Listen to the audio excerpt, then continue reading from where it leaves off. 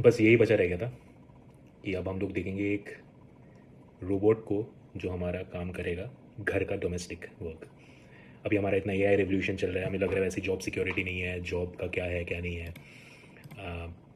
But और हमने सोचा था कि एक blue collar jobs, something like plumbing, electric work, domestic help, these are the kind of areas or workers or skills which usually will survive this AI का जो ये revolution है.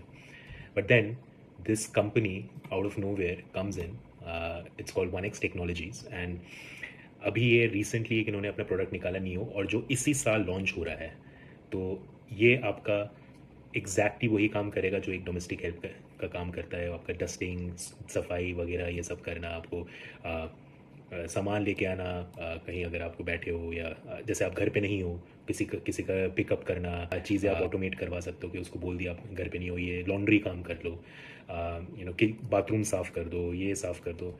Everything can be done, and interestingly what they have done, the make it as human as possible in terms of flexibility. So they have used this some kind of fiber, and they call it tendon driven. So tendon जैसे muscle tendons वगैरह होते हैं, वैसे tendon driven movement है, so that it does not feel robotic, but it feels more like a humanoid, or more like human movement.